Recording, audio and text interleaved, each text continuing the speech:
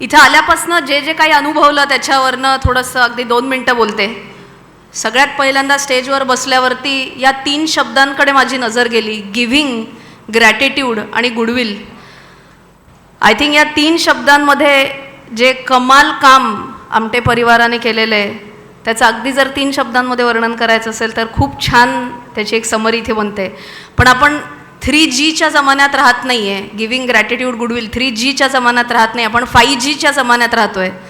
म्हणून पुढचे 2G तुमच्या म्हणजे परमिशन न घेताच पण पुढचे 2G मी पण जोडते की हे लोक गोल सेटर्स आहेत. आम्ही इथं पुढच्या 25 वर्षांमध्ये काय होणार आहे ह्याचं त्यांनी एक गोल सेटिंग केलेलं आहे आणि मला नक्की माहिती आहे की त्यांच्यामध्ये जी ॲटिट्यूड आहे ती 5वा G आहे, द गो गेटर ॲटिट्यूड, की ते नक्कीच जे काय गोल्स त्यांनी सेट केलेले आहेत ते नक्कीच पूर्ण करतील.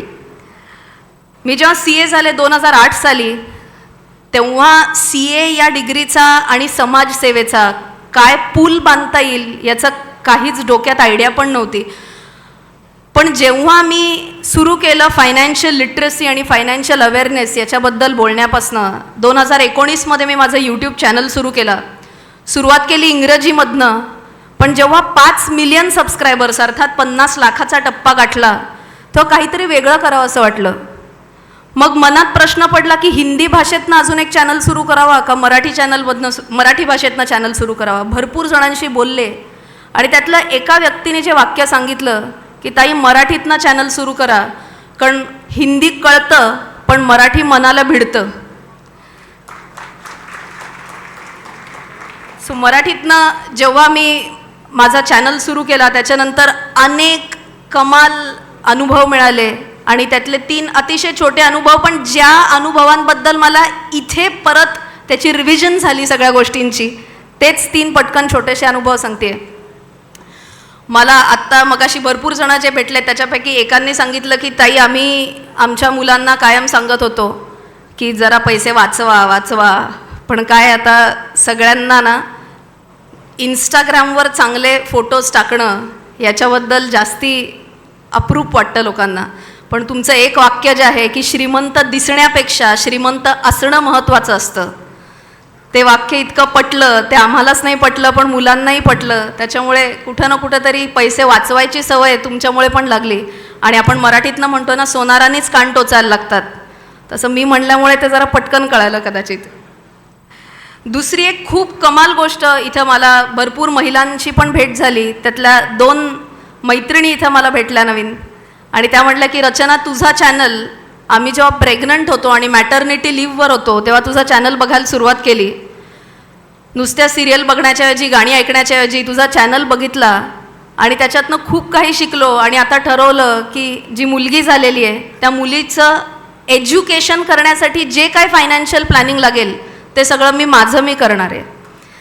सो हे पण एक खूप चांगलं वाटलं की एक फायनान्शियल एज्युकेशन अवेअरनेस जो करायचा एक छोटा प्रयत्न मी माझ्या साईडने करते आहे त्याचं ॲक्च्युअल लोक इम्प्लिमेंटेशन पण करतायत.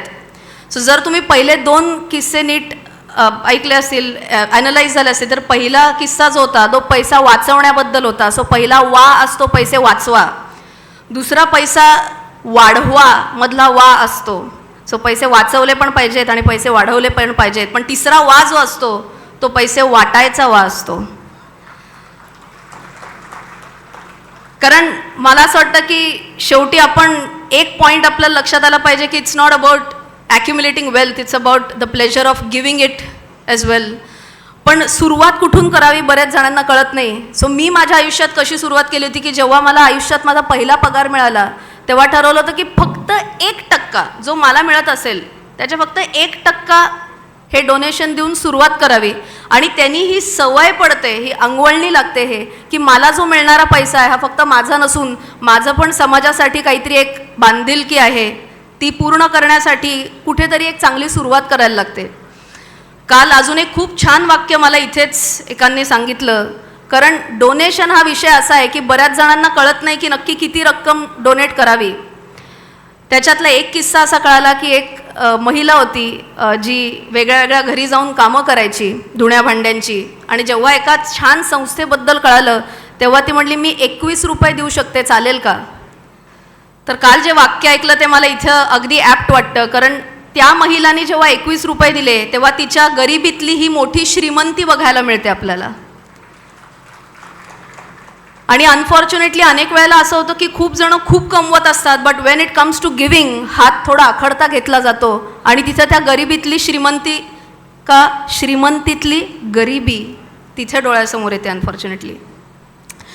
थांबायच्या आधी एक छोटंसं सुभाषित म्हणते जे मला आठवीत होतं. आज स्टेजवर बसल्या बसल्या काही काही गोष्टी आठवत होत्या, त्याच्यातलं हे आहे. ते सुभाषित असं आहे की शतेषु जायते शूरः सहस्रेषु च पंडितः वक्ता दशसहस्रेषु दाता भवती वानवा. म्हणजे 100तनं, परत एकदा सांगते, शिक्षिका आहे म्हटल्यावर थोडंसं एक्सप्लेन पण करते, सॉरी. शतेषु जायते शूरः म्हणजे 100 जणांमधनं एक शूर मिळतो. सहस्रेषु च पंडितः 1000 जणांमधनं एक पंडित मिळतो. वक्ता दशसहस्रेषु 10,000 जणांमधनं एक चांगला वक्ता मिळू शकतो. पण दाता भवती वानवा, दाता मिळेलच का नाही याची खात्री नाही.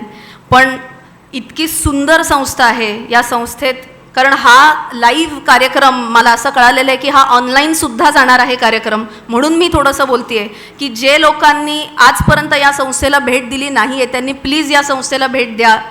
इतकं कमाल काम करतायत हे इकडे की नक्कीच सगळ्यांची अशी इच्छा होईल की मी पण माझं काही ना काहीतरी योगदान देईन. सो जर आमटे परिवाराला वाटलं की माझ्याकडनं पण काही जर एक छोटंसं योगदान मी देऊ शकणार असेल तर नक्की मला सांगा, करायला खूप आवडेल. माझे 2 शब्द ऐकल्याबद्दल मनापासून धन्यवाद.